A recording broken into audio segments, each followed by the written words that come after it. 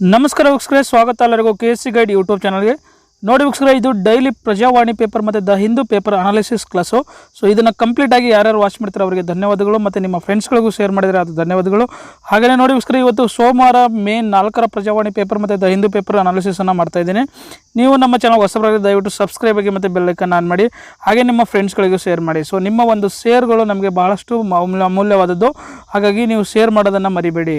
ನೋಡಿ, ಇವತ್ತಿನ ಪ್ರಜಾವಾಣಿ ಪೇಪರಲ್ಲಿ ನಾವು ನೋಡೋದಾದರೆ, ಇನ್ನು ಪ್ರಥಮ ಪುಟದಲ್ಲಿ ನಾವು ನೋಡೋದಾದರೆ ನೋಡಿ, ಶ್ರಮಿಕರ ಕಷ್ಟಕ್ಕೆ ಕರಗಿದ ಸರ್ಕಾರ. ಸೊ ಫ್ರೀಯಾಗಿ ಬಸ್ ಸೇವೆ ಕಲ್ಪಿಸೋದಾಗಿ ಸರ್ಕಾರ ಒಪ್ಪಿಕೊಂಡಿದ್ದು. ಸೊ 1 ಕೋಟಿ KPSCಯಿಂದ ನೀಡುವುದಾಗಿ KSRTCಗೆ ಹೇಳಿದ್ದು. ಅದಾದ ಮೇಲೇ ಸರ್ಕಾರ ಇದಕ್ಕೆ ಅನುಮತಿ ಮಾಡಿಕೊಟ್ಟು ಫ್ರೀಯಾಗಿ ಯಾರ್ಯಾರು ಕಾರ್ಮಿಕರಿದ್ದಾರೆ ಅವರವರ ಊರಿಗೆ ತಲುಪಿಸುವಂಥ ಕೆಲಸ ಮಾಡ್ತೀವಿ ಅಂತೇಳಿ ಹೇಳಿರುವಂಥದ್ದು. ಅದಾದಮೇಲೆ ನಮಗೆ ರಾಜ್ಯ ಕಾರ್ಯದರ್ಶಿ ಒಬ್ಬರು ತಿಳಿಸಿದ್ದಾರೆ, ಮಹಾರಾಷ್ಟ್ರದಿಂದ ರೈಲು ಸೇವೆ ಇಲ್ಲ ಮತ್ತು ಮಹಾರಾಷ್ಟ್ರದಿಂದ ಯಾರನ್ನು ಕೂಡ ರಾಜ್ಯದೊಳಗೆ ಬಿಟ್ಕೊಳ್ಳುವುದಿಲ್ಲ. ಯಾಕಂದರೆ ಅಲ್ಲಿ ಮಹಾರಾಷ್ಟ್ರದಲ್ಲಿ ಬಹಳಷ್ಟು ಸೋಂಕಿತರ ಸಂಖ್ಯೆ ಇರೋದರಿಂದ ಇನ್ನೂ ಆ ವ್ಯವಸ್ಥೆ ಮಾಡಿಕೊಂಡಿಲ್ಲ. ಸೊ ಮುಂದಿನ ದಿನಗಳಲ್ಲಿ ಸರ್ಕಾರ ಒಂದು ನಿಯಮಗಳಂತೆ ನಾವು ಮಾಡ್ತೀವಿ ಅಂತ ಕೂಡ ತಿಳಿಸಿದ್ದಾರೆ. ಇನ್ನು ಇದು ಬಹಳ ಮುಖ್ಯವಾದದ್ದು, ನಿತ್ಯೋತ್ಸವ ಕವಿ ಇನ್ನಿಲ್ಲ, ಸುಖಿಯರಾಗುವಂಥ ಸಂಗತಿಗಳೇ ಇದು. ಹಾಗಾಗಿ ನೋಡಿ, ಏನು ನಿತ್ಯೋತ್ಸವ ಕವಿ ಇನ್ನಿಲ್ಲ. ಸೊ ನಿನ್ನೆ ತೀರ್ಕೊಂಡಿರುವಂಥದ್ದು. 1936ರಲ್ಲಿ ಜನಿಸಿದ ಇವರು 2020ರಲ್ಲಿ ಇವರು ಮೃತಪಟ್ಟಿರುವಂಥದ್ದು. ಹಾಗೆ ಇವರು 10 ವರ್ಷಗಳ ಕಾಲ ಸರ್ಕಾರದ ಪ್ರಾಧ್ಯಾಪಕರಾಗಿ ಕೆಲಸ ಮಾಡಿದರು. ಜೊತೆಗೆ ಇವರು ಕೆಲವೊಂದು ಕೃತಿಗಳನ್ನು ಕವನಗಳನ್ನು ರಚಿಸಿದರು. ಸೊ ಇಷ್ಟು ಕೂಡ ಇವರಲ್ಲಿ ಈ ಕೃತಿಗಳಲ್ಲಿ ಅವಳ 2 ಕೃತಿಗಳು ಬಹಳ ಪ್ರಮುಖವಾದದ್ದು. ಏನಂದರೆ ಹೇಳಿ, ನಿತ್ಯೋತ್ಸವ ಮತ್ತು ಕುರಿಗಳು. ಸೊ ಇವರು ಪ್ರಮುಖವಾದಂಥ ಕೃತಿಗಳಾಗಿರುತ್ತೆ. ಹಾಗೆಯೇ ನಾವು ನೋಡೋದಾದರೆ ಇವರ ಪೂರ್ತಿ ಹೆಸರು ಏನಿರುತ್ತೆ ಅಂತ ಹೇಳಿ ನೋಡೋದಾದರೆ, ಕೊಕ್ಕರೆ ಹೊಸಳ್ಳಿ ಶೇಖ್ ಹೈದರ್ ನಿಶಾರ್ ಅಹಮದ್ ಅಂಥೇಳಿ ಇವರ ಪೂರ್ಣ ಹೆಸರಾಗಿರುತ್ತೆ. ಇವರು ಬೆಂಗಳೂರಲ್ಲಿ ಕೂಡ ಜನಿಸಿರ್ತಾರೆ ಮತ್ತು ಮೃತಪಟ್ಟಿದ್ದು ಕೂಡ ಬೆಂಗಳೂರಲ್ಲಿ.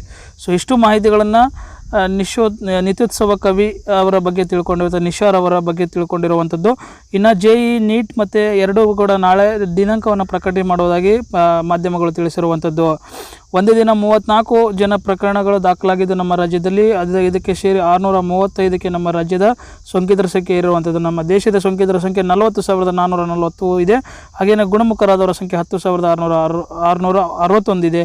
ಹಾಗೆಯೇ ಮೃತಪಟ್ಟವರ ಸಂಖ್ಯೆ 1,328 ಇದೆ. ಇದು ನಮ್ಮ ದೇಶದ ಪರಿಸ್ಥಿತಿ. ಹಾಗೆ ಇನ್ನು ನೋಡೋದಾದರೆ, ನಮ್ಮ ಮಿಲಿಟರಿಗೆ ರಿಲೇಟೆಡ್ ಆಗಿರುವಂಥ ಮಾಹಿತಿ ನೋಡೋದಾದರೆ ನೋಡಿ, ಹಂದ್ವಾರದ ಉಗ್ರರ ವಿರುದ್ಧ ಕಾರ್ಯಾಚರಣೆ. ಸೊ ಹಂದ್ವಾರದಲ್ಲಿ ಉಗ್ರರ ವಿರುದ್ಧ ಕಾರ್ಯಾಚರಣೆ ಮಾಡಬೇಕಾದ್ರೆ 5 ಯೋಧರು ಹುತಾತ್ಮರಾಗಿರುವಂಥದ್ದು. ಸೊ 5 ಯೋಧರು ಹುತಾತ್ಮರಾಗಿರುವಂಥದ್ದು. ಅದರಲ್ಲಿ ಪ್ರಮುಖ ಆಗಿರುವಂಥದ್ದು ನೋಡಿ, ಒಬ್ಬರು 2 ಬಾರಿ ಶೌರ್ಯ ಪ್ರಶಸ್ತಿ ಪಡೆದಂತಹ ಯೋಧರು ಕೂಡ ಹುತಾತ್ಮರಾಗಿರುವಂಥದ್ದು. ನಮಗೆ ಅದು ಬಹಳ ನೋವನ್ನುಂಟು ಮಾಡುವಂಥ ವಿಚಾರ ಆಗಿರುತ್ತೆ.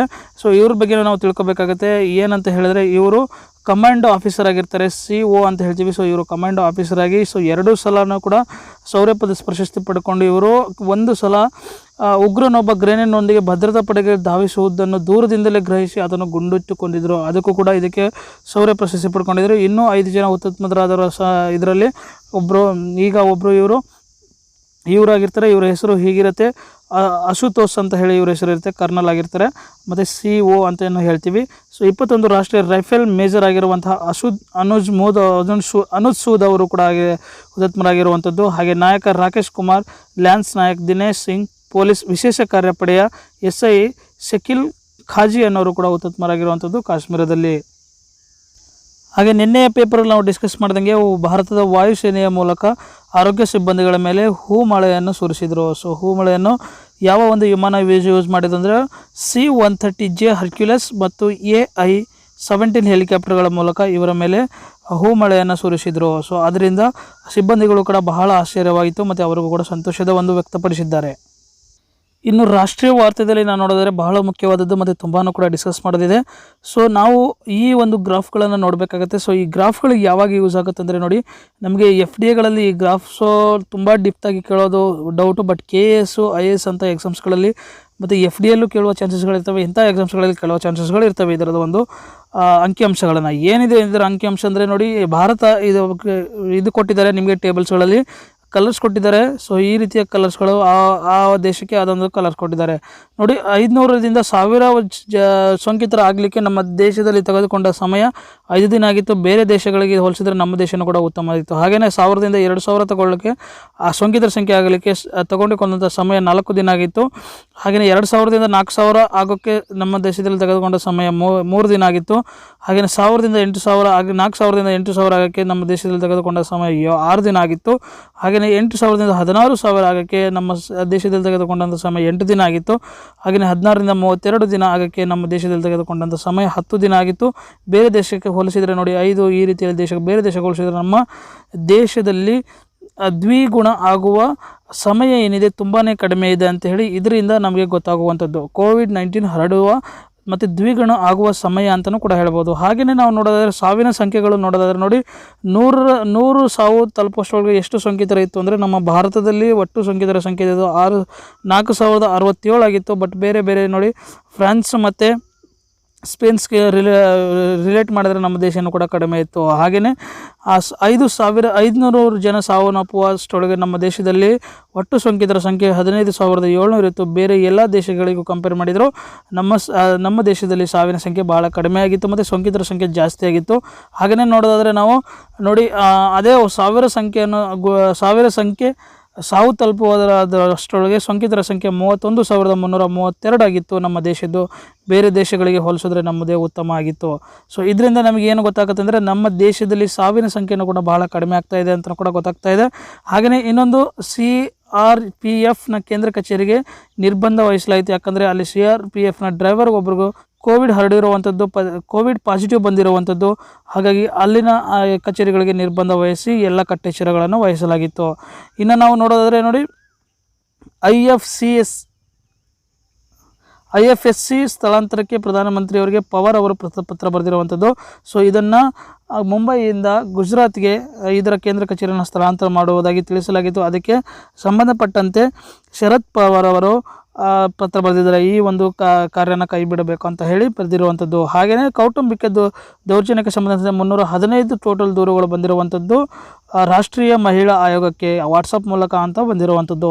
ಸೇನೆ ವೆಚ್ಚದಲ್ಲಿ ಭಾರತ 3ನೇ ಸ್ಥಾನನೂ ಕೂಡ ಪಡ್ಕೊಂಡಿದೆ ಈ ವರ್ಷವೂ ಕೂಡ. ಹಾಗೆಯೇ ನಾವು ನೋಡ್ಬೋದು ಹೋದ ವರ್ಷವೂ ಕೂಡ 3ನೇ ಸ್ಥಾನ ಇದ್ದಿದ್ದು. ಸೊ ಇದರ ಒಂದು ಏನು ನೋಡ್ಬೋದು ಅಂದರೆ ನಾವು ಅಂಕಿಅಂಶಗಳನ್ನು ನೋಡೋದಾದರೆ ಟೋಟಲ್ ಅಮೆರಿಕ ತಮ್ಮ ಭಾರತದ ಮೇಲೆ ಇನ್ವೆಸ್ಟ್ ಮಾಡುವಂಥದ್ದು ಅಂದರೆ ಭಾರತದ ಟೋಟಲ್ ಅಮೆರಿಕ ತಮ್ಮ ಸೈನ್ಯ ಮೇಲೆ ಇನ್ವೆಸ್ಟ್ ಮಾಡುವಂಥ ಟೋಟಲ್ 38% ಆದರೆ ನಮ್ಮ ಭಾರತ 3.7%ಅನ್ನು ತಮ್ಮ ಸೈನಿಕರ ಮೇಲೆ ವೆಚ್ಚ ಮಾಡುವಂಥದ್ದು. ಹಾಗೆಯೇ ಉಳಿದ ರಾಷ್ಟ್ರಗಳು ಎಷ್ಟು ಮಾಡ್ತವೆ ಅಂತ ಹೇಳಿ 37.8% ಮಾಡುವಂಥದ್ದು. ಸೌದಿ ಅರೇಬಿಯಾ 3.2 ಮಾಡುವಂಥದ್ದು. ಚೀನಾ 14% ಮಾಡುವಂಥದ್ದು. ಸೊ ಇದರಿಂದ ನಾವು ನೋಡೋದಾದರೆ ಇನ್ನು ನಮಗೆ ಭಾಳಷ್ಟು ಮುಖ್ಯವಾದ ಎಕ್ಸಾಮ್ ದೃಷ್ಟಿಯಿಂದ ಇವುಗಳು ಬಹಳ ಮುಖ್ಯವಾಗುತ್ತೆ. ಹಾಗೆಯೇ ಎಷ್ಟೆಷ್ಟು ವೆಚ್ಚಗಳು ಮಾಡ್ತವೆ ಸರ್ಕಾರ ಅಂತ ನೋಡೋದಾದರೆ ಲಕ್ಷ ಕೋಟಿಗಳಲ್ಲಿ ಇರುವಂಥದ್ದು. ಇವರು 55.75 ಲಕ್ಷ ಕೋಟಿ ಅಮೆರಿಕ ತಮ್ಮ ಸೈನ್ಯದ ಮೇಲೆ ಇನ್ವೆಸ್ಟ್ ಮಾಡಿದ್ರೆ, ಚೀನಾ 19.87 ಲಕ್ಷ ಕೋಟಿ ಅವರ ಒಂದು ಅವರ ಒಂದು ಸೈನ್ಯದ ಮೇಲೆ ಖರ್ಚು ಮಾಡುವಂಥದ್ದು. ಹಾಗೆ ಭಾರತದ ನೋಡಿದಾಗ 5.40 ಲಕ್ಷ ಕೋಟಿ ಭಾರತ ತಮ್ಮ ಸೈನ್ಯದ ಮೇಲೆ ಖರ್ಚು ಮಾಡುವಂಥದ್ದು. ಹಾಗೆಯೇ ಸೌದಿ ಅರೇಬಿಯಾ ಆಗಲಿ ಹಾಗೆ ರಷ್ಯಾನೂ ಕೂಡ ನೋಡಿ ನಿಯರ್ 5 ಅಂತ ಹೇಳಿ 4.95 ಲಕ್ಷ ಕೋಟಿ ರಷ್ಯಾ ತಮ್ಮ ಸೈನ್ಯ ಮೇಲೆ ಖರ್ಚು ಮಾಡುವಂಥದ್ದು. ಇಷ್ಟು ಕೂಡ ನೋಡಿದಾಗ ಇನ್ನು ಅಂಕಿಅಂಶಗಳು ಇದರಲ್ಲಿ ನೋಡೋದು ಭಾರತ 2019ರಲ್ಲಿ ದಕ್ಷಿಣ ಏಷ್ಯಾದಲ್ಲಿ ಸೇನೆಗಾಗಿ ಹೆಚ್ಚು ವೆಚ್ಚ ಮಾಡಿದ ದೇಶ ಆಗಿರುತ್ತೆ. ಸೊ ಇದು ಕೂಡ ಬಹಳಷ್ಟು ಮುಖ್ಯವಾದ ಎಕ್ಸಾಮ್ ದೃಷ್ಟಿಯಿಂದ ಕೇಳ್ತಾರೆ. ಹಾಗೆ 2018ರ ವೆಚ್ಚ ಹೋಲಿಸಿದರೆ 2019ರ ವೆಚ್ಚದಲ್ಲಿ 6.8% ಏರಿಕೆ ಆಗಿತ್ತು. 18ರಿಂದ 19ಕ್ಕೆ ವಹಿಸಿದರೆ ವೆಚ್ಚ ಮಾಡುವಂಥದ್ದು ಸೈನ್ಯ ಮೇಲೆ. ಹಾಗೆ 2010ಕ್ಕೆ ವೆಚ್ಚದಲ್ಲಿ ಹೋಲಿಸಿದರೆ 2019ರ ವೆಚ್ಚವು 37% ಅಷ್ಟು ಹೆಚ್ಚಾಗಿತ್ತು. ಹಾಗೆಯೇ 2019ರಲ್ಲಿ ಸೇನಾ ವೆಚ್ಚವು GDP 2.7% ಇತ್ತು. ಆದರೆ 2019ರಲ್ಲಿ GDP ವೆಚ್ಚವು 2.4%ಕ್ಕೆ ಕುಸಿದಿದೆ. ಸೊ GDP ವೆಚ್ಚಕ್ಕೆ ಹೋಲಿಸಿದ್ರೆ ಪರ್ಸೆಂಟೇಜ್ ಕುಸಿತವಾಗಿದೆ. ಬಟ್ ಓವರಾಲ್ ವೆಚ್ಚ ನೋಡಿದಾಗ ನಮ್ಮ ಭಾರತದ ಸೇನೆ ಮೇಲೆ ಖರ್ಚು ಮಾಡುವಂಥ ವೆಚ್ಚ ಹೆಚ್ಚಾಗಿರುವಂಥದ್ದು. ಇಷ್ಟು ಕೂಡ ರಾಷ್ಟ್ರೀಯ ವಾರ್ತೆಗೆ ಸಂಬಂಧಪಟ್ಟಂತೆ. ಹಾಗೆಯೇ ನಿತ್ಯೋತ್ಸವ ಕವಿಗೆ ಸಂಬಂಧಿಸಿದಂತೆ ಅವರ ಪ್ರಶಸ್ತಿಗಳು ಮತ್ತು ಅವರು ಮಾಡಿದಂಥ ಕಾರ್ಯಗಳು ಕೂಡ ನಾವು ಡಿಸ್ಕಸ್ ಮಾಡಿಲ್ಲ. ಸೊ ಅದಕ್ಕೆ ಸಂಬಂಧಪಟ್ಟಂತೆ ನೋಡೋದಾದರೆ 73ನೇ ಅಖಿಲ ಭಾರತ ಕನ್ನಡ ಸಾಹಿತ್ಯ ಸಮ್ಮೇಳನಕ್ಕೆ ಅಧ್ಯಕ್ಷರಾಗಿಯೂ ಕೂಡ ಅವರು ಕಾರ್ಯನಿರ್ವಹಿಸಿದರು. ಸೊ ನಮಗೆ ಯಾವಾಗ ಇವರು ಅಧ್ಯಕ್ಷರಾಗಿದ್ದರು ಅನ್ನೋದು ಬಹಳ ಮುಖ್ಯ ಆಗುತ್ತೆ. ಸೊ ಹಾಗೆಯೇ ನೋಡೋದಾದರೆ ಪಂಪ ಪ್ರಶಸ್ತಿಯನ್ನು ಕೂಡ ಅವರಿಗೆ ಲಭಿಸಿತ್ತು. ಹಾಗೆ ಕರ್ನಾಟಕ ಸಾಹಿತ್ಯ ಅಕಾಡೆಮಿ ಅಧ್ಯಕ್ಷರಾಗಿಯೂ ಕೂಡ ಅವರು ಕೆಲಸ ಮಾಡಿದರು. ರಾಜ್ಯೋತ್ಸವ ಪ್ರಶಸ್ತಿ ನಡೀತು, ನಾಡಧ್ವಜ ಪ್ರಶಸ್ತಿ ಸೇರಿದಂತೆ ಅನೇಕ ಪ್ರಶಸ್ತಿಗಳಿತ್ತು. ಬಿರುದುಗಳು ಸ್ಪಂದಿಸಿವೆ. ಪದ್ಮಶ್ರೀ ಗೌರವವನ್ನು ಕೂಡ ಡಾಕ್ಟರ್ ಮಾಸ್ತಿ ವೆಂಕಟೇಶ ಅಯ್ಯಂಗಾರ್ ಅವರ ಪ್ರಶಸ್ತಿ ಕೂಡ ನಡೆಯಿತು. ಪದ್ಮಶ್ರೀ ಗೌರವವನ್ನು ಸಿಕ್ಕಿತು. ಹಾಗೆಯೇ ಕೇಂದ್ರ ಸಾಹಿತ್ಯ ಅಕಾಡೆಮಿ ಪ್ರಶಸ್ತಿನೂ ಸಿಕ್ಕಿತು. ಕರ್ನಾಟಕ ಸಾಹಿತ್ಯ ಅಕಾಡೆಮಿ ಗೌರವವನ್ನು ಕೂಡ ಸಿಕ್ಕಿತು. ಗೇರೂರು ಪ್ರಶಸ್ತಿನೂ ಕೂಡ ಸಿಕ್ಕಿತು. ಅನಕೃತಿ ಪ್ರಶಸ್ತಿನೂ ಕೂಡ ಸಿಕ್ಕಿತು. ಕೆಂಪೇಗೌಡ ಪ್ರಶಸ್ತಿಗಳು ಸಿಕ್ಕಿತು. ಹಾಗೆ ಅರಸು ಪ್ರಶಸ್ತಿನೂ ಕೂಡ ಪ್ರಶಸ್ತಿ ಕೂಡ ಸಿಕ್ಕಿತು. ಹಾಗೆ ಸಾಂಸ್ಕೃತಿಕ ಸಂಘಗಳಿಗೆ ಗೌರವವನ್ನು ಕೂಡ ಭಾಜನಾಗಿದ್ದು. ಇಷ್ಟು ಕೂಡ ನೋಡಿ, ಇಷ್ಟೊಂದು ಸಾಧನೆ ಒಬ್ಬ ಮನುಷ್ಯನಾಗಿ ಹುಟ್ಟಿ ಮಾಡೋದಂದರೆ ಅಷ್ಟು ಸುಲಭವಲ್ಲ. ಬಹಳಷ್ಟು ಸಾಧನೆಗಳನ್ನು ಮಾಡಿದ್ದಾರೆ. ಇವರ ಸಾಧನೆಗಳನ್ನು ನಾವು ನೆನಪಿನಲ್ಲಿ ಇಟ್ಕೊಳ್ಳೋದು ಬಹಳ ಮುಖ್ಯವಾಗಿರುತ್ತೆ ಎಕ್ಸಾಮ್ ದೃಷ್ಟಿಯಿಂದ ನಾವು ನೋಡೋದಾದರೆ. ಇನ್ನು ನಾವು ನೋಡೋದಾದರೆ ರಾಜ್ಯದಲ್ಲಿ ಕೆಂಪು, ಕಿತ್ತಳೆ ಮತ್ತು ಹಸಿರು ವಲಯಗಳು ಅಂತ ಭಾಗ ವಿಂಗಡಣೆ ಮಾಡಿರೋಂಥ ಟೋಟಲ್ 13 ವಲಯ, ಕಿತ್ತಳೆ ವಲಯಗಳು ಅಂತ ಹೇಳ್ತೀವಿ, ಆರೆಂಜ್ ಝೋನ್ಸ್ ಅಂತ ಹೇಳ್ತೀವಿ. ಹಸಿರು ವಲಯಗಳು ಅಂದರೆ ಗ್ರೀನ್ ಝೋನ್ಸ್ಗಳು ಅಂತ ಹೇಳ್ತೀವಿ. ಟೋಟಲ್ ಇದರಲ್ಲಿ ನಿಮಗೆ 14 ಜಿಲ್ಲೆಗಳು ಬರ್ತವೆ ಮತ್ತು 3 ಜಿಲ್ಲೆಗಳು ನಿಮಗೆ ಕೆಂಪು ವಲಯಗಳು ಅಂದರೆ ರೆಡ್ ಝೋನ್ಸ್ ಅಂತ ಹೇಳ್ತೀವಿ. ಸೊ ಇದರ ಮುಖಾಂತರ ಇದಾಗಿರುವಂಥದ್ದು. ಮತ್ತು ಇನ್ನು ನೋಡೋದಾದರೆ ಕೊರೋನಾ ಸೈನಿಕರಿಗೆ ಗೌರವ ಸಲ್ಲಿಸಿದ್ದು. ಮತ್ತು ನೋಡಿ, ನಾನು ಹೇಳಿದೆ ನೇವಿ ಮುಖಾಂತರ ಸಲ್ಲಿಸ್ತಾರೆ ಅಂತಲೂ ಕೂಡ ಹೇಳಿದೆ. ಸೊ ಹಾಗಾಗಿ ಯುದ್ಧ ನೌಕೆಗಳ ಮುಖಾಂತರ ದೀಪಾಲಂಕಾರದ ಲೇಸರ್ ಶೋ ಮೂಲಕ ಗೌರವ ಸಲ್ಲಿಸಿರೋದು. ಏನು ಮಾಡಿದರು ಅಂದರೆ ನೌಕಾಪಡೆಯ INS ವಿಕ್ರಮಾದಿತ್ಯ ಅನ್ನೋ ಒಂದು ನೌಕೆಯನ್ನು ಯೂಸ್ ಮಾಡಿಕೊಂಡು ನೌಕಾ ಸಿಬ್ಬಂದಿಗಳು ಇಂಡಿಯನ್ ನೇವಿ ಸಲ್ಯೂಟ್ ಅಂತ ಹೇಳಿ ಕರೋನಾ ವಾರಿಯರ್ಸ್ಗೆ ವಾಕ್ಯ ಎಂಬ ರೂಪದಲ್ಲಿ ನಿಂತು ಗೌರವ ಸಲ್ಲಿಸಿದರು. ಸೊ ಇದು ನಮಗೆ ಮುಖ್ಯವಾದದ್ದು. ಸೊ ಯಾವ ಒಂದು ಫಾರ್ಮಲ್ಲಿ ನಿಂತಿದ್ರು, ಯಾವ ಒಂದು ಇದು ಯೂಸ್ ಮಾಡಿದರು ಅನ್ನೋದು ಕೂಡ ಕೆಲವೊಂದು ಎಕ್ಸಾಮ್ಸ್ಗಳಲ್ಲಿ ಕೇಳುವಂಥದ್ದು. ಇನ್ನು ನೋಡೋದಾದ್ರೆ ಲಾಕ್ಡೌನ್ ಸಮಯದಲ್ಲಿ 61.66 ಕೋಟಿ ಯೂನಿಟ್ ವಿದ್ಯುತ್ತನ್ನು ಉತ್ಪಾದನೆ ಮಾಡಿರುವಂಥದ್ದು ಶರಾವತಿ ಕೊಳದಲ್ಲಿ. ಇನ್ನು ನಾವು ನೋಡೋದಾದರೆ ನ್ಯಾಷನಲ್ ಮತ್ತು ಇಂಟರ್ನ್ಯಾಷನಲ್ ವಾರ್ತೆಗೆ ಸಂಬಂಧಪಟ್ಟಂತೆ ನಾವು ನೋಡೋದಾದರೆ ಮಾಧ್ಯಮ ಸ್ವಾತಂತ್ರ್ಯಕ್ಕೆ ಧಕ್ಕೆ ಬಂದಿಲ್ಲ ಅಂತ ಹೇಳಿ ವಾರ್ತಾ ಮತ್ತು ಪ್ರಚಾರ ಸಚಿವ ಪ್ರಭಾಕರ್ ಜಾವಖೇಡ್ ಅವರು ತಿಳಿಸಿರುವಂಥದ್ದು. ಏನಿದೆ ಮಾಧ್ಯಮ ಸ್ವಾತಂತ್ರ್ಯಕ್ಕೆ ಅಂದರೆ ರಿಪೋರ್ಟರ್ಸ್ ವಿತೌಟ್ ಬಾರ್ಡರ್ ಎಂಬ ಸಂಸ್ಥೆ ಒಂದು ಸೂಚ್ಯಂಕವನ್ನು ರಿಲೀಸ್ ಮಾಡುತ್ತೆ. ಟೋಟಲ್ 180 ದೇಶಗಳಲ್ಲಿ ನಮ್ಮ ಭಾರತವು 142ನೇ ಸ್ಥಾನವನ್ನು ಪಡ್ಕೊಂಡಿದ್ದು. ಸೊ ಲಾಸ್ಟ್ 2019ರಲ್ಲಿ 140ನೇ ಸ್ಥಾನದಲ್ಲಿತ್ತು. ಸೊ 140ರಿಂದ 142ಕ್ಕೆ ಇಳಿಯಿತು. ಸೊ ಇದಕ್ಕೆ ಸಂಬಂಧಪಟ್ಟಂತೆ ಕಾಂಗ್ರೆಸ್ ಅವರು ಕೂಡ ಬಹಳಷ್ಟು ವಿರೋಧ ವ್ಯಕ್ತಪಡಿಸಿರುವಂಥದ್ದು. ಇದಕ್ಕೆ ಸಂಬಂಧಿಸಿದಂತೆ ವಾರ್ತಾ ಮತ್ತು ಪ್ರಚಾರ ಸಚಿವರಾದಂತಹ ಪ್ರಭಾಕರ್ ಜಾವಖೇಡ್ ಅವರು ಇವರ ಒಂದು ಏನಿದೆ ಇವರ ಸಂಪೂರ್ಣ ಮಾಹಿತಿಯನ್ನು ನಾವು ಬಹಿರಂಗಪಡಿಸ್ತೀವಿ, ಅಪಪ್ರಚಾರವನ್ನು ಬಹಿರಂಗಪಡಿಸ್ತೀವಿ, ಸಮೀಕ್ಷೆಗಳ ಅಪಪ್ರಚಾರವನ್ನು ಬಹಿರಂಗಪಡಿಸ್ತೀವಿ ಅಂತ ಕೂಡ ವಿರೋಧ ವ್ಯಕ್ತಪಡಿಸಿದ್ದಾರೆ. ಹಾಗೆಯೇ ನಾವು ವರ್ಲ್ಡಲ್ಲಿ ನೋಡೋದಾದರೆ, ವಿಶ್ವದಲ್ಲಿ ನೋಡೋದಾದರೆ ಒಟ್ಟು ಸೋಂಕಿತರ ಸಂಖ್ಯೆ 34,49,000 ಆಗಿದ್ದಾರೆ. ಗುಣಮುಖರಾದವರ ಸಂಖ್ಯೆ 11,01,000 ಆಗಿದ್ದಾರೆ. ಹಾಗೆಯೇ ಸಾವಿನ ಸಂಖ್ಯೆ 2,44,000 ಅತಿ ಹೆಚ್ಚು ಇರುವಂಥದ್ದು ಅಮೆರಿಕದಲ್ಲಿ. ಒಟ್ಟು ಪ್ರಕರಣಗಳ ಸಂಖ್ಯೆ 11,34,000 ಇದೆ ಮತ್ತು ಸಾವಿನ ಸಂಖ್ಯೆ 66,414 ಆಗಿದೆ. ಸೊ ಅಮೆರಿಕದಲ್ಲಿ ಅತಿ ಹೆಚ್ಚು ಇರುವಂಥದ್ದು. ಹಾಗೆಯೇ ನಾವು ನೋಡೋದಾದ್ರೆ ಲಾಕ್ಡೌನ್ ನಂತರವೂ ನವೋತ್ಸವ. ಸೊ ಚೀನಿಯರು ಏನು ಮಾಡಿದರು, ಸೊ ಲಾಕ್ಡೌನನ್ನು ಸಡಿಲಿಕೆ ಮಾಡಿ ಲಾಕ್ಡೌನ್ನ ತೆಗೆದುಹಾಕಿ 5 ದಿನಗಳ ಸರ್ಕಾರ ರಜೆಯನ್ನು ಘೋಷಿಸಿದರು. ಸೊ ಈ ಸರ್ಕಾರಿ ರಜೆಯನ್ನು ಎಂಜಾಯ್ ಮಾಡಲು ಜನರು ಪ್ರವಾಸಿ ತಾಣಗಳಿಗೆ ಹೋಗಿ ವಿಸಿಟ್ ಕೊಡ್ತಾ ಇರುವಂಥದ್ದು ನಾವು ನೋಡೋದಾದ್ರೆ. ಮಹಾರಾಷ್ಟ್ರದಲ್ಲಿ ಅತಿ ಹೆಚ್ಚು ಇರುವಂಥದ್ದು ನಮ್ಮ ಇಂಡಿಯಾದಲ್ಲಿ 12,296 ಟೋಟಲ್ ಸೋಂಕಿತರ ಸಂಖ್ಯೆ ಇರುವಂಥದ್ದು. ಹಾಗೆಯೇ ನಾವು ನೋಡೋದಾದರೆ ಹಿರಿಯ IAS ಅಧಿಕಾರಿಯಾದಂತಹ ವಿದ್ಯಾವತಿ ಅವರು ಕರ್ನಾಟಕ ಸರ್ಕಾರವು ದೆಹಲಿಯ ಕರ್ನಾಟಕ ಭವನ ನಿವಾಸಿ ಆಯುಕ್ತನಾಗಿ ನೇಮಕಗೊಂಡಿರುವಂಥದ್ದು. ಹಾಗೆ ಪ್ರಸ್ತುತ ಹುದ್ದೆಯಲ್ಲಿ ಇರುವಂಥವರು ಮಿತಾಶ್ ಅವರು ದೆಹಲಿಯಲ್ಲಿ ಇರುವ ಏಷ್ಯಾ ಅಭಿವೃದ್ಧಿ ಬ್ಯಾಂಕ್ ಅಂತ ಹೇಳ್ತೀವಿ, ADB ಬ್ಯಾಂಕ್ ಅಂತ ಹೇಳ್ತೀವಿ, ಅದಕ್ಕೆ ಪ್ರಾದೇಶಿಕ ಸಮನ್ವಯ ಅಧಿಕಾರಿಯಾಗಿ ನಿಯೋಜನೆಗೊಂಡಿರುವಂಥದ್ದು. ಸೊ ಇವರು 1991ರ IAS ಬ್ಯಾಚ್ ಆಗಿರುವಂಥದ್ದು. ಹಾಗೆಯೇ ನಾವು ನೋಡೋದಾದರೆ ಮೆಟ್ಟೂರು ಜಲಾಶಯದಿಂದ ಈ ವರ್ಷ ಕುವೈ ಬೆಳೆಗಳ ನೀರು. ಸೊ ಮೆಟ್ಟೂರು ಜಲಾಶಯ ಎಲ್ಲಿ ಸೇರುತ್ತೆ, ಚೆನ್ನೈಯಲ್ಲಿ ಇರುವಂಥದ್ದು. ಸೊ ಇದರ ಬ್ಯಾಕ್ಗ್ರೌಂಡ್ ಬಗ್ಗೆ ಇನ್ನಷ್ಟು ಮಾಹಿತಿಗಳನ್ನು ನಾವು ತಿಳ್ಕೊಳ್ಳೋಣ. ಇದರ ಒಂದು ನೀರಿನ ಮಟ್ಟ 100 ಅಡಿ ತಲುಪಿರುವಂಥದ್ದು. ನೋಡಿ, ಡ್ಯಾಮಿನ ಬಗ್ಗೆ ನೋಡೋದಾದರೆ ಈ ಡ್ಯಾಮು ನಿಮಗೆ ಲೊಕೇಶನ್ ಇರುವಂಥದ್ದು ತಮಿಳುನಾಡಲ್ಲಿ ಕಂಡುಬರುವಂಥದ್ದು. ಸೊ ಮೆಟ್ಟೂರಿನ ಸಲೆಂ ಎಂಬ ಡಿಸ್ಟ್ರಿಕ್ಕಲ್ಲಿ ಕಂಡುಬರುವಂಥದ್ದು.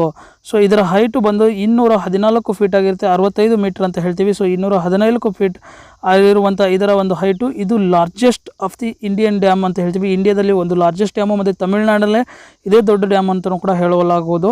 ಸೊ ಇದು ಯಾವ ನದಿಗೆ ಅಡ್ಡಲಾಗಿ ಕಟ್ಟಲಾಗಿದೆ ಅಂದರೆ ಕಾವೇರಿ ನದಿಗೆ ಅಡ್ಡಲಾಗಿ ಕಟ್ಟಿರುವಂಥದ್ದು. ಸೊ ನಾವು ಕೂಡ ಗಮನಿಸ್ಬೋದು. ಇಷ್ಟು ಕೂಡ ನಮಗೆ ಎಕ್ಸಾಮ್ ದೃಷ್ಟಿಯಿಂದ ಇಂಪಾರ್ಟೆಂಟ್ ಆಗಿರುತ್ತೆ. ಯಾವ ನದಿ ಕಟ್ಟಿದ್ದಾರೆ, ಇದರ ಹೈಟ್ ಎಷ್ಟು, ಮತ್ತು ಎಲ್ಲಿ ಕಂಡು ಬರುವುದು, ಮತ್ತು ಟೋಟಲ್ 12 ಡಿಸ್ಟಿಕ್ಗಳಿಗೆ ಈ ಒಂದು ಜಲಾಶಯಗಳಿಂದ ಉಪಯುಕ್ತವಾದಂಥ ನೀರಾವರಿ ಉಪಯುಕ್ತವಾದಂಥ ನೀರುಗಳನ್ನು ಬಳಕೆ ಮಾಡಿಕೊಳ್ಳಾಗ್ತಾ ಇರುವಂಥದ್ದು. ಕಾರ್ ಸರ್ವಿಸ್ಗೆ ಫಿಟ್ ಸ್ಟಾಫ್ ರಿವ್ಯೂ ಯೋಜನೆ. ಸೊ ಕಾರ್ ಸರ್ವಿಸ್ಗೆ ಅಂತಲೇ ಫಿಟ್ ಸ್ಟಾಫ್ ರಿವ್ಯೂ ಯೋಜನೆ ಅಂತ ಹೇಳಿ ಒಂದು ಕಂಪ್ನಿ ಸ್ಟಾರ್ಟ್ ಮಾಡಿರುವಂಥದ್ದು.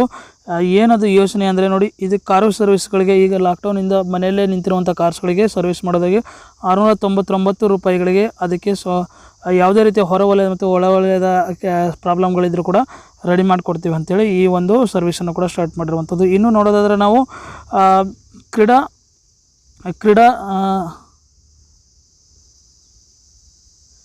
ಭಾರತದ ಕ್ರೀಡಾ ಸಚಿವರಾದಂತಹ ಕಿರಣ್ ರಿಜಿಜು ಅವರು ರಾಷ್ಟ್ರೀಯ ಶಿಬಿರಗಳಿಗೆ ಪೂರ್ವಾರಂಭಕ್ಕೆ ಒಲವು ತೋರಿಸಿರುವಂಥದ್ದು. ಹಾಗೆಯೇ ಭಾರತದ ಒಲಿಂಪಿಕ್ಸ್ ಸಂಸ್ಥೆಯ ಅಧ್ಯಕ್ಷರಾದಂತಹ ನರೀಂದರ್ ಬಾತ್ರಾ ಅವರು ನಿನ್ನೆನೂ ಕೂಡ ಡಿಸ್ಕಸ್ ಮಾಡಿದ್ರು. ಅವರು ಲೆಟರ್ ಬರೆದಿದ್ದರು, ಹೊರಾಂಗಣದಲ್ಲಿ ಪ್ರಾಕ್ಟೀಸ್ ಮಾಡಲು ನಮಗೆ ಅನುಮತಿ ಕೊಡಿ ಅಂತೇಳಿ. ಸೊ ಅದಕ್ಕೆ ಒಲವು ತೋರಿಸಿರುವಂಥದ್ದು.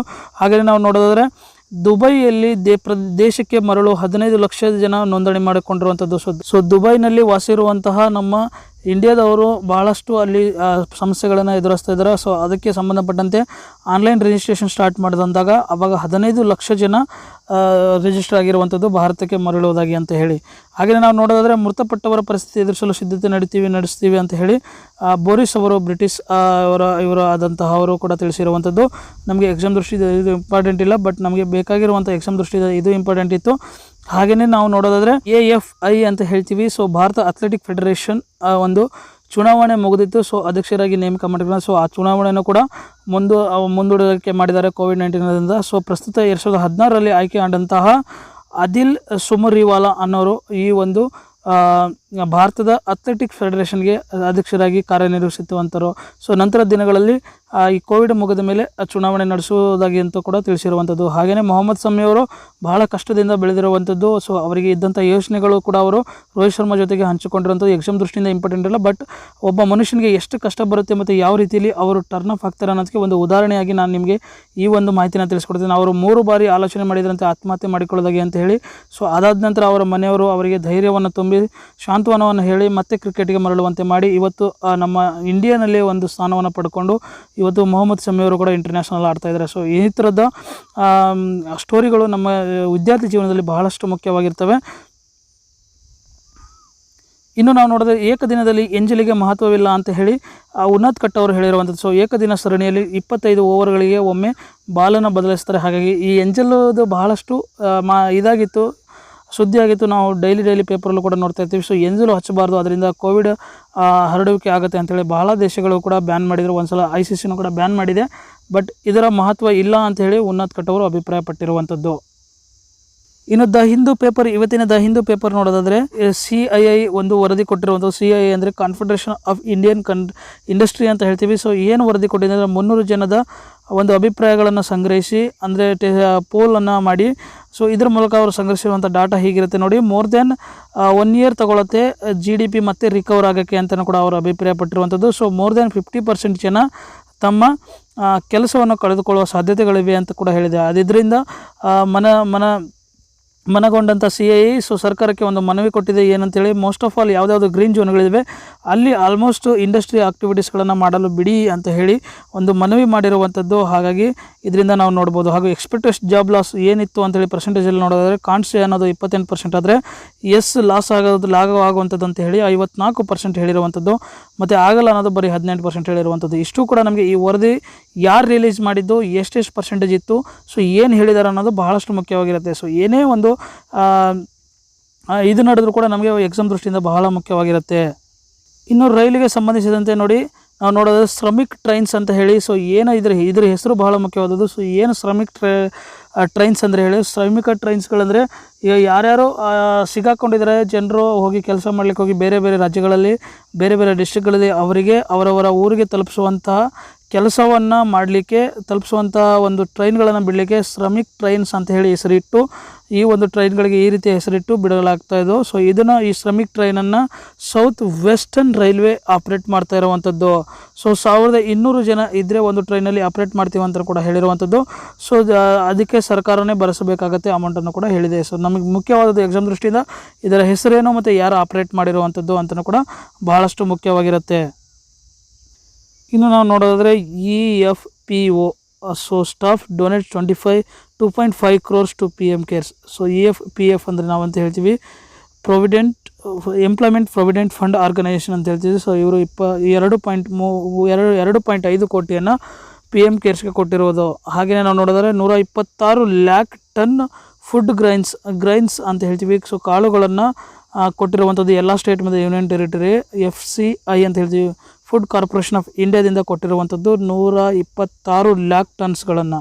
ಸೊ ಹಾಗಾಗಿ ಇವರು ಈ ಒಂದು ಇದು ನಾರ್ಮಲಾಗಿ 2.5 ತಿಂಗಳಲ್ಲಿ ಇವರು ಕಳಿಸ್ತಿದ್ರು. ಬಟ್ ಈಗ ಕೋವಿಡ್ ಇರೋದ ಸಮಯದಲ್ಲಿ ಸೊ ಇಷ್ಟು ಗ್ರೈನ್ಸ್ಗಳನ್ನು ಕಳಿಸಿದ್ದೀವಿ ಅಂಥೇಳಿ ಅವರು ಇಷ್ಟು ಗ್ರೈನ್ಸ್ಗಳನ್ನು ಕೊಟ್ಟಿದ್ದೀವಿ ಅಂತ ಹೇಳಿ ಅವರು ಇವರ ಚೇರ್ಮನ್ ಮತ್ತು ಮ್ಯಾನೇಜಿಂಗ್ ಡೈರೆಕ್ಟರ್ ಆದಂತಹ DV ಪ್ರಸಾದ್ ಅವರು ತಿಳಿಸಿರುವಂಥ. ಸೊ ನಮಗೆ ಎಕ್ಸಾಮ್ ದೃಷ್ಟಿಯಿಂದ ಇವರ ಮ್ಯಾನೇಜಿಂಗ್ ಡೈರೆಕ್ಟರ್ ಯಾರು ಮತ್ತು ಎಷ್ಟನ್ನು ಸಪ್ಲೈ ಮಾಡಿದ್ರು ಅನ್ನೋದು ಭಾಳ ಮುಖ್ಯವಾಗುತ್ತೆ. ಹಾಗೆಯೇ ದ ಹಿಂದೂಲೆ ನೋಡೋದ್ರೆ ಇದೊಂದು ನಮಗೆ ಭಾಳ ಮುಖ್ಯವಾದದ್ದು. Even cobra hustling are the lethal and cousins expert. So expert ಏನು ಹೇಳ್ತಿದ್ದಾರೆ, ಸೊ ಮಲಯಾಳಂ ಒಬ್ಬರು ಆ್ಯಕ್ಟ್ರಸ್ ಏನು ಮಾಡಿದರು, ಸೊ ಕೋಬ್ರಾ ಅಂತ ಹೇಳ್ತೀವಿ, ಸೊ ನಾಗರ ಹಾವಿನ ಒಂದು ಮರಿಯನ್ನು ಕೈಯಲ್ಲಿ ಹಿಡ್ಕೊಂಡು ಆಟ ಆಡಿಸ್ತಾ ಇರೋದು. ಸೊ ಆ ಒಂದು ವಿಡಿಯೋನ ಕೂಡ ವೈರಲ್ ಆಗಿತ್ತು. ಅದಕ್ಕೆ ಸಂಬಂಧಪಟ್ಟಂತೆ IUCN ಅಂತ ಹೇಳ್ತೀವಿ, IUCN ಅಂತ ಹೇಳ್ತೀವಿ, ಇವರು ಒಂದು ಎಕ್ಸ್ಪರ್ಟೀಸ್ಗಳು ಒಂದು ಇದು ರಿಲೀಸ್ ಮಾಡಿರುವಂಥದ್ದು. ಸೊ ಯಾವುದು ಚಿಕ್ಕದಾದರೂ ಕೊಬ್ಬರ ಆದರೂ ಸರಿ, ದೊಡ್ಡದ ಕೊಬ್ಬರ ಆದರೂ ಸರಿ, ಅದು ವಿಷಕಾರಿಯಾದಂಥವಾಗಿರುತ್ತೆ. ಸೊ ಈ ಥರದ ಮಿಸ್ಗೈಡ್ಗಳನ್ನು ಈ ರೀತಿ ಮಾಡಬಾರ್ದು ಅಂತ ಹೇಳಿ ಕೂಡ ಅವರು ಎಚ್ಚರಿಕೆ ಕೊಟ್ಟಿರುವಂಥದ್ದು. ಸೊ ಈಗ ಕೊಬ್ಬರ ಬಗ್ಗೆ ಸ್ಟಡಿ ಮಾಡಿರೋರನ್ನ ಏನಂತ ಹೇಳ್ತೀವಿ, ಹಾರ್ಪೆಟೊಲಾಜಿಸ್ಟ್ ಅಂತ ಹೇಳ್ತೀವಿ. ಸೊ ಇದು ಕೂಡ ನಮಗೆ ಎಕ್ಸಾಮ್ ದೃಷ್ಟಿಯಿಂದ ಮುಖ್ಯವಾದದ್ದು. ಹಾಗೆಯೇ ಇವರು ಎಚ್ಚರಿಕೆ ಕೊಟ್ಟಿರುವಂಥದ್ದು. ಇವತ್ತಿಗೆ ಇಷ್ಟು ವೀಕ್ಷಕರೇ. ನೋಡಿ, ಈ ಪೇಪರು ದ ಹಿಂದೂ ಮತ್ತು ಪ್ರಜಾವಾಣಿ 2 ಪೇಪರ್ಗಳನ್ನು ಕವರ್ ಮಾಡಿದ್ದೇನೆ. ಇನ್ನು ಮುಂದಿನ ದಿನಗಳಲ್ಲಿ ಹೆಚ್ಚು ಕವರ್ ಮಾಡ್ತಾ ಹೋಗ್ತೀನಿ. ನಮ್ಮ ಚಾನಲ್ಗೆ ನೀವು ಹೊಸಬರಾಗಿ ದಯವಿಟ್ಟು ಸಬ್ಸ್ಕ್ರೈಬ್ ಆಗಿ ಮತ್ತು ಬೆಲ್ ಐಕಾನ್ ಆನ್ ಮಾಡಿ. ಇನ್ನು ಮುಂದಿನ ದಿನಗಳಲ್ಲಿ ನಿಮಗೆ ಹೆಚ್ಚು ನಿಮಗೆ ತಿಳಿಸ್ತಾ ಹೋಗ್ತೀನಿ ಮತ್ತು ಇನ್ನೂ ಹೆಚ್ಚು ಪೇಪರ್ಸ್ಗಳನ್ನು ಕವರ್ ಮಾಡ್ತಾ ಹೋಗ್ತೀನಿ. ನಿಮ್ಮ ಸಪೋರ್ಟ್ಸ್ ಹೀಗೆ ಇರಲಿ ಮತ್ತು ನೀವು ಶೇರ್ ಮಾಡೋದನ್ನು ಮಾತ್ರ ಮರಿಬೇಡಿ. ಇದೇ ನೀವು ನನಗೆ ಹೆಲ್ಪ್ ಮಾಡುವಂಥ ಒಂದೇ ಒಂದು ವಿಷಯ ಆಗಿರುತ್ತೆ. ಈ ವಿಡಿಯೋ ಇಷ್ಟ ಆಗಿದ್ರೆ ಒಂದು ಲೈಕ್ ಕೊಡಿ. ಇವತ್ತಿಗೆ ಎಷ್ಟು, ಮತ್ತೆ ಸಿಗೋಣ ಹೊಸ ವಿಡಿಯೋ ಜೊತೆಗೆ. ಅಲ್ಲಿವರೆಗೂ ಬಾಯ್.